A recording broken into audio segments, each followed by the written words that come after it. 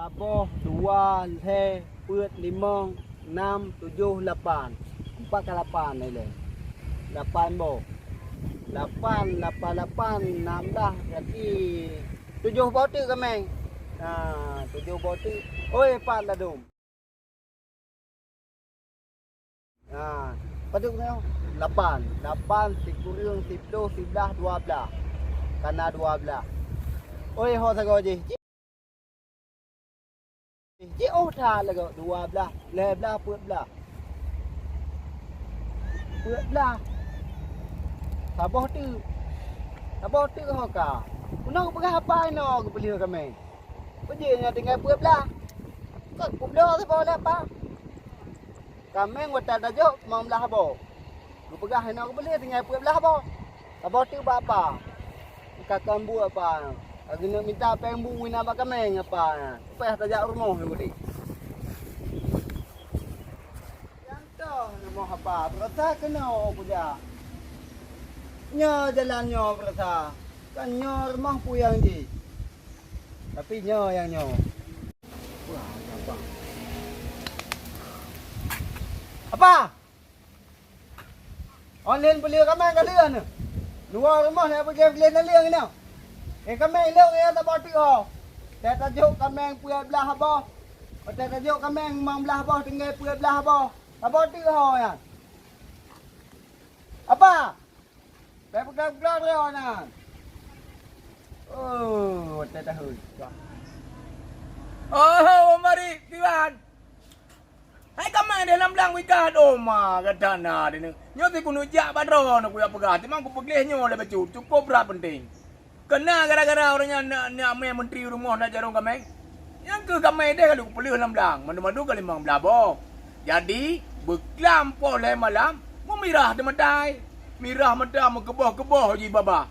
Mengkebah-kebah haji baba. Hanya memputar-putar ju. Dam ka mati. Gara-gara pegah dakwanya gara-gara tunti. Mungkin salah ubatnya dari. Mak mungkin mak apa salah ubat. Lepas mahal aku belah ubat apa. Ben nak pegah salah ubat. Ilok hong pedih yan.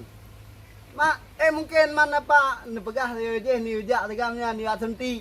Ni sunti lo langsung sunti. Mungkin salah ubat teman. Mahumnya salah tegamnya tapi man bangkainya no apa? Yang kami mati. Jika na mendekan lemah bak long ile. Nyo kami mati nyo kan nak pegah tiba-tiba kami mati. Penek kuat pedih lo.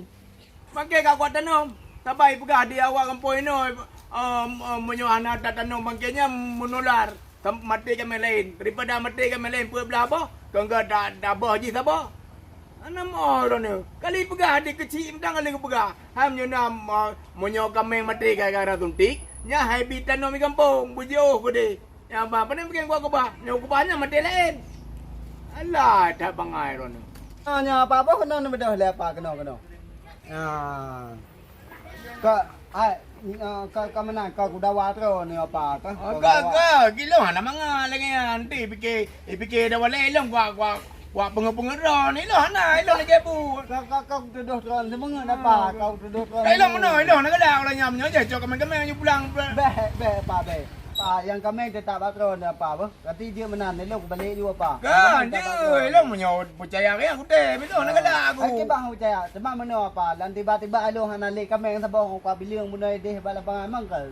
Sahab le apa? Betul, ketika berkelam kuno jauh rumah aku fikir kan menga malam-malam.